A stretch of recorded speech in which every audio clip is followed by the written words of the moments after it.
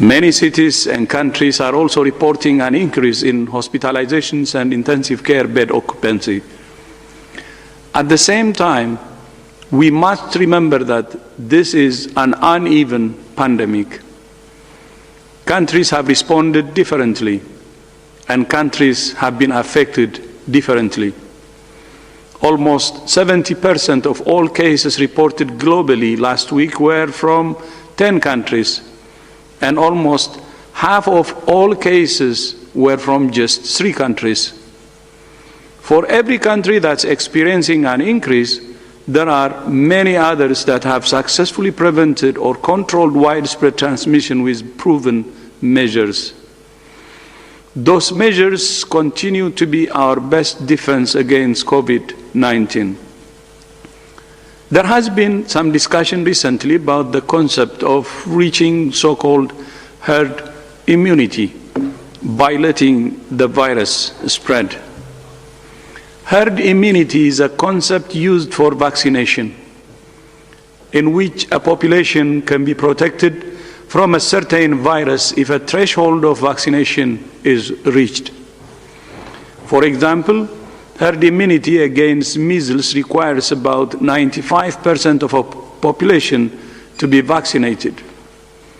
The remaining 5% will be protected by the fact that measles will not spread among those who are vaccinated. For polio, the threshold is about 80%. In other words, herd immunity is achieved by protecting people from a virus, not by exposing them to it. Never in the history of public health has herd immunity been used as a strategy for responding to an outbreak, let alone a pandemic. It's scientifically and ethically problematic. First, we don't know enough about immunity to COVID-19. Most people who are infected with the virus that causes COVID-19 develop an immune response within the first few weeks. But we don't know how strong or lasting that immune response is, or how it differs for different people. We have some clues, but we don't have the complete picture. There have also been some examples of people infected with COVID-19 being infected for a second time. Second, the vast majority of people in most countries remain susceptible to this virus. Seroprevalence surveys suggest that in most countries, less than 10% of the population have been infected with the COVID-19 virus. Letting the virus circulate unchecked, therefore, means allowing unnecessary infections, suffering, and death. And although older people and those with underlying conditions are most at risk of severe disease and death, they're not the only ones at risk. People of all ages have died. Third, we're only beginning to understand the long-term health impacts among people with COVID-19. I have met with patient groups suffering with what is now being described as long COVID to understand their suffering and needs so we can advance research and rehabilitation. Allowing a dangerous virus that we don't fully understand to run free is simply unethical. It's not an option. But we do have many options. There are many things that countries can do and are doing to control transmission and save lives. It's not a choice between letting the virus run free and shutting down our societies. This virus transmits mainly between close contacts and causes outbreaks that can be controlled by implementing targeted measures. Prevent amplifying events, protect the vulnerable, empower, educate, and engage communities, and persist with the same tools that we have been advocating since day one: find, isolate, test, and care for cases, and trace and quarantine their contacts. This is what countries are proving works. every day. Digital technologies are helping to make these tried and tested public health tools even more effective, such as mobile applications to support contact tracing efforts. Germany's Corona Warn app has been used to transmit 1.2 million test results from labs to users in its first 100 days. The Arogya setup from India has been downloaded by 150 million users and has helped city public health departments to identify areas where clusters could be anticipated and expand testing in a targeted way. In Denmark, more than 2,700 people have been tested for COVID-19 as a result of notifications received through a mobile application. And the United Kingdom has rolled out a new version of its NHS COVID-19 app, which had more than 10 million downloads within the first week. As well as alerting users that they may have been exposed to a positive COVID-19 case, the app allows users to book a test and receive results, keep track of the places they have visited, and receive the latest advice on local restrictions. WHO is working with the European Centre for Disease Prevention and Control to help countries evaluate the effectiveness of their digital contact tracing applications.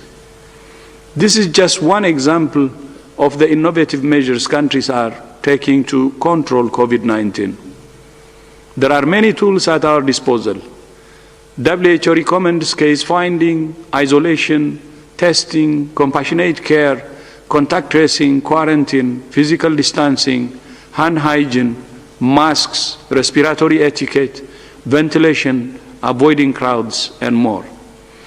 We recognize that at certain points, some countries have had no choice but to issue stay-at-home orders and other measures to buy time. Many countries have used that time to develop plans, train health workers, put supplies in place, increase testing capacity, reduce testing time, and improve care for patients. WHO is hopeful that countries will use targeted interventions where and when needed based on the local situation. We well understand the frustration that many people, communities, and governments are feeling as the pandemic drags on and as cases rise again. There are no shortcuts and no silver bullets. The answer is a comprehensive approach using every tool in the toolbox. This is not theory. Countries have done it and are doing it today successfully. My message to every country now weighing up its options is, you can do it too. I thank you.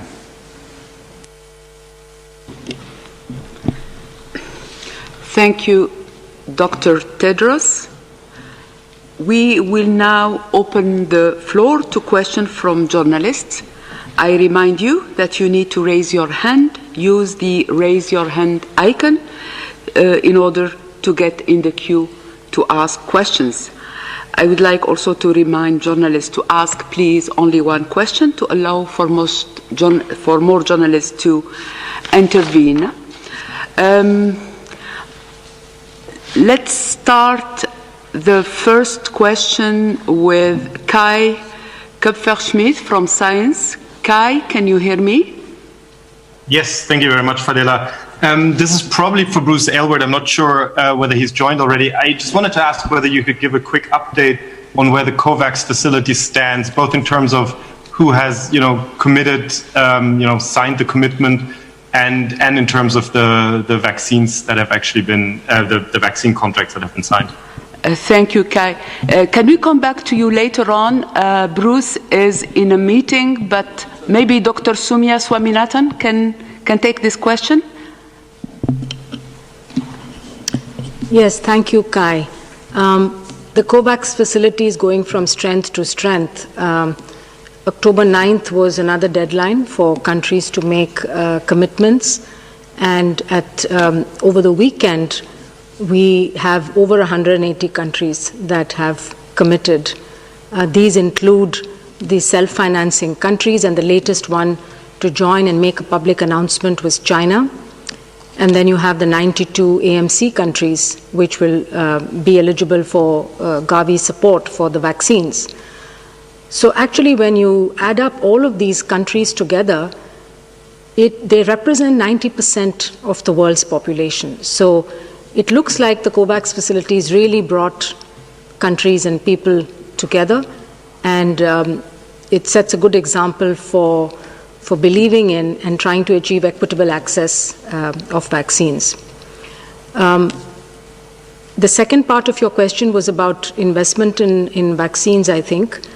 Now, the facility will be looking at the broad range of vaccines that are out there, all of those that are being developed, particularly those in the late stages of clinical trials.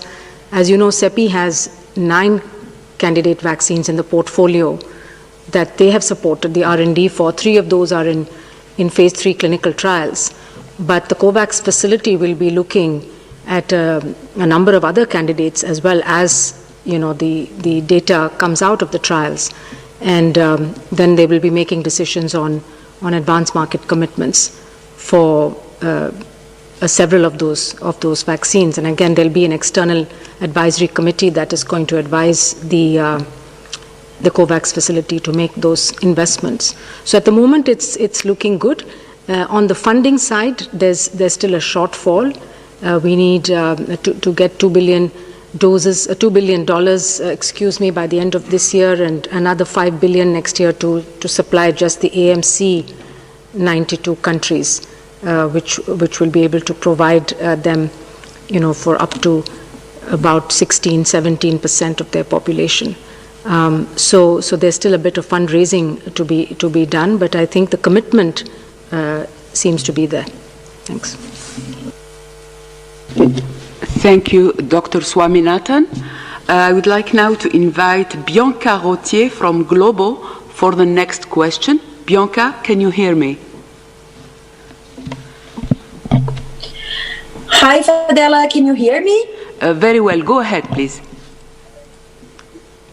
Thanks a lot. Despite the fact that Brazil has reached 2 sad and very symbolic milestones in the last days, like more than 5 million cases and 150,000 deaths, the numbers are clearly declining. Can WHO now comfortably say that the pandemic in Brazil has already reached its peak? And what lessons can Brazil learn from what we are experiencing now here in Europe, with record numbers only months after the reopening? Thanks a lot. Thank you, Bianca. I would like to invite Dr. Ryan to take this question.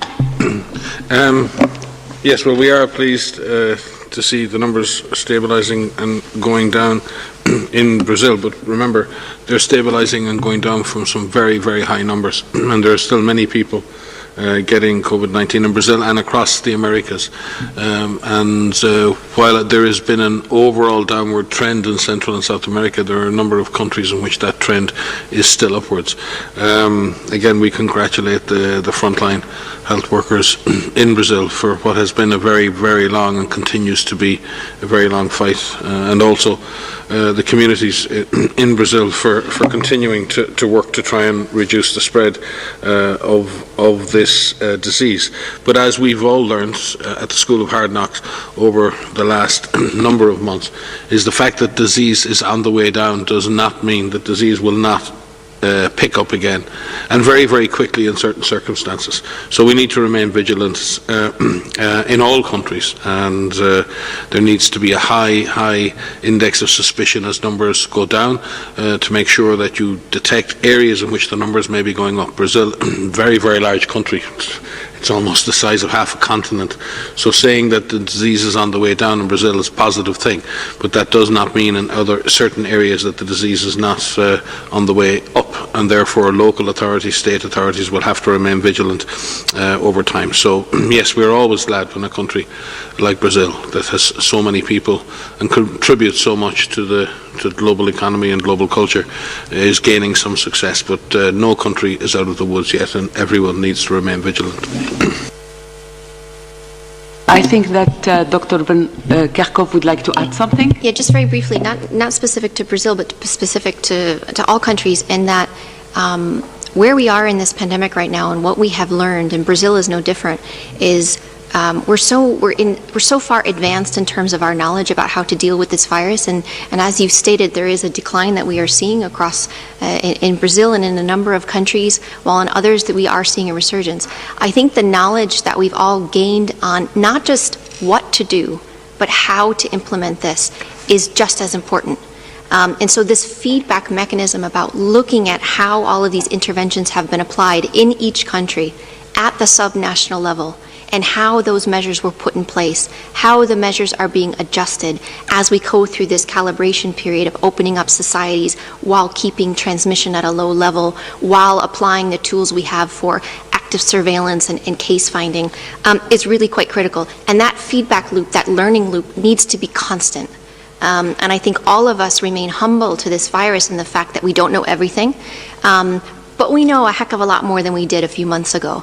And I think that motivation of getting us to take that knowledge and be empowered by that, to say what we are doing is having an effect. What we are doing is saving lives. And I think that mechanism by which a country, a subnational level can use that to drive yourself forward needs to be used. Because there are so many tools that you all have, that we all have, that are working. And I think finding what works and how it works at that most localized level is really what is critical right now. But as Mike has said, we need to remain ready. We need to not become complacent. We need to be ready to quickly find as many cases as we can, and especially those clusters, because this virus likes to transmit between people in close contact with one another. It likes to cause outbreaks. And if we know where those outbreaks are going to happen, and we have clues on this, because these outbreaks happen in enclosed settings, they happen where people spend prolonged periods of time together, oftentimes where there's poor ventilation. If we could prevent that from happening, we can get ahead of this virus. And we can prevent even clusters of cases becoming community transmission again. So well done to all of the countries that are working so incredibly hard and who are continuing to fight against this and to bring transmission under control. Thank you. I would like now to give the floor to Agnès Pedrero from Agence France Presse. Agnès, can you hear me? Yes, good evening, everybody. Hi, Agnès, go ahead. Good evening. Hello. So this is a question to Dr. Ryan. Last week, Dr. Ryan announced that, it was last Monday, that 10% of the world population might be infected by the COVID. So the first question would be, how do you get to that figure? And with so many people infected, this suppose the fatality rate is much lower than what we think about before, and similar to the flu fatality rate. So the question is, can we still say that COVID is more worrying than the flu? Hi, thanks for your question. I made my remarks, I believe, at an executive board meeting with our member states, where what I was actually trying to communicate was that the vast majority of human beings on this planet remain susceptible to the virus. And I believe what I said was that approximately 10% of people are. Many studies had demonstrated that 10% or less of people had been infected, although that was very variable, with some slum areas, high-risk populations like health workers being much higher. So I was using that 90-10 as an illustration of the fact that most people in the world were susceptible. In fact, in many countries that seroprevalence is very low. But again, what you have to remember is some of those seroprevalence studies were done a number of months ago.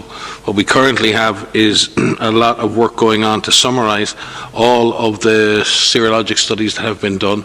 We also have a series of unity studies, which are longitudinal studies, which are studying seroprevalence around the world, or the number of people who've been infected much more systematically.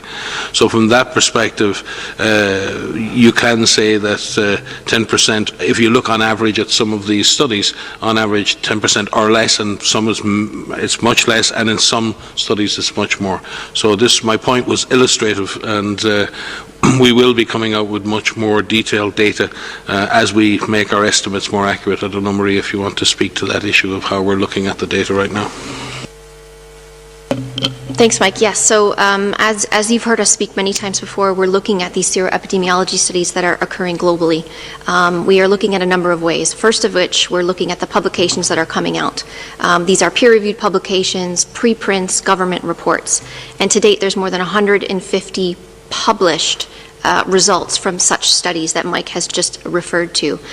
These are done various ways, using various methodologies. Some are looking at populations, some are looking at stored clinical samples from people who have shown up at hospitals, some are from blood donors, and other studies are done in specific types of populations, among health workers, for example, in specific areas where there was high transmission, in slums or in some cities and towns where there was really intense outbreaks. And the results indicate across all of these 150 studies that, as Mike has said, that the vast majority are below 10%, with the exception of some high incidence areas that are above 20, 25%, and some even higher. And so the point is that these studies continue to tell us that the vast majority of the world's population remains susceptible. The way in which we're trying to get a more standardized approach to look at studies and be able to pool these results and combine these results, if you will, is through what we call the unity studies. And this is a series of 6 protocols that WHO has developed with many, many partners, and in fact over the last 11 years, because this work began with influenza, because we knew the importance of really trying to understand the extent of infection as measured through these seroepidemiology studies, and the need to standardize this approach, use the same approach across multiple countries so that we can better compare what is happening in one country and another. And so WHO, with our partners, has developed 6 protocol templates for different types of populations. And we're working with more than 50 countries right now to implement these studies, where we are providing technical support on the adaptation of the protocol for the local context. We're providing support in working with the countries who are running these studies themselves to carry them out. And many of these are underway. With the use of a standardized protocol, what we can do when these results are finished, and with the permission of the principal investigators of those, is to be able to compare those and pool those. And this will help us get a good global estimate of what is happening in different populations. You also mentioned the infection fatality ratio. So in addition to this, there are a number of statistical groups, mathematical modeling groups that are looking at the infection fatality ratio, which is the number of deaths over the number of, divided by the number of estimated infections. And there are several papers that have come out that are looking at this.